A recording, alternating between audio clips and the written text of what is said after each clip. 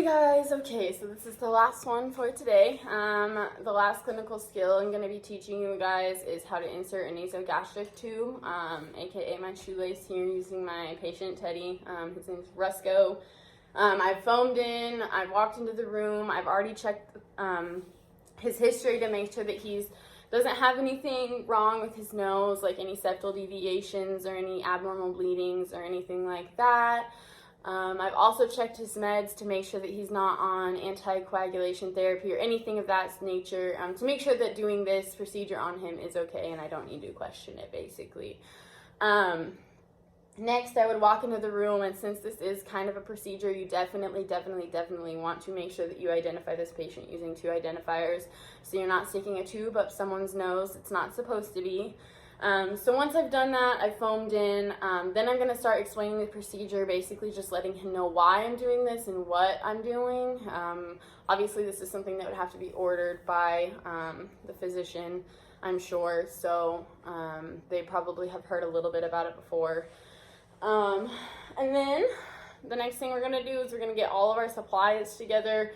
So I know in the video she brought in a bucket and she had like some water, some saline, her tubing, her lubricant, and a bunch of other things, the tongue depressor for the gag reflex and all that stuff. Unfortunately, I don't have any of that, so we're just going to pretend. My bucket of supplies is actually sitting up here. And then later I'm going to ask a pretend nurse to come in and help me as well. So basically with this nasogastric tube, the first thing that you want to do is you want to check the gag reflex of the patient. So we're going to pretend like I already checked his and his is fine, so that's good. And then the next thing you're going to do is check the patency of your patient. So you're going to have them plug one nostril, and this is if they're conscious and awake. If not, obviously you can't. Depending upon your patient's situation, your circumstances will be different. We're going to pretend like mine is completely oriented ×4 and completely with it. So we'll check the patency of his nose. Whichever side is more patent, that's the side that you're going to use. So for him, we're going to pretend like the right side, the side that's facing you, is the more patent side. So that's the side I'm going to be using. Let me see if I can get it a little bit higher. Yeah, okay. So the next thing I'm going to do is I'm going to take the tube. You pump the water into it, I'm pretty sure, to clean it out or something, and then you want to lubricate the end. But before any of this, you definitely want to measure the tube. That way you know how far in you need to go.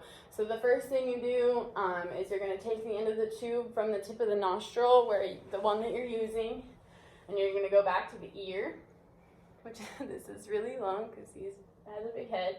And then you would mark that spot there, and then you'd hold on to that, and then from there you're going to go straight down to the xiphoid process, which, like I said, this is a teddy bear, so it's a little bit off. And then you would mark that spot right there.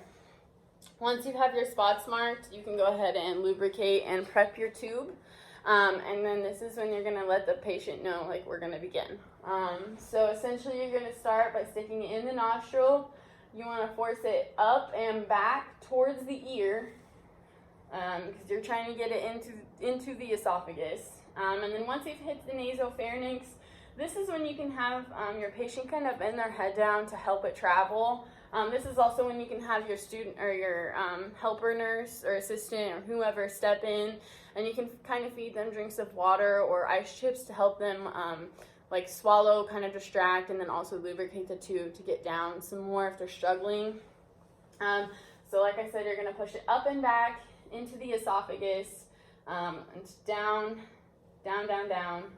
until you hit that mark that you made where his xiphoid process was when you were measuring the length.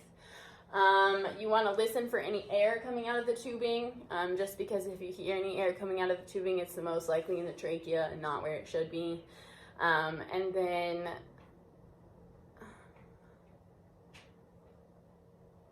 yeah, so if there's air coming out of it, it's most likely not in the right spot. You'll definitely want to like open their mouth and kind of check in the back to make sure that the placing's right. If you're satisfied, then you can be done. You would just, clean everything up, clean their nose up. You definitely want to anchor the tube down so it's not just being tugged on.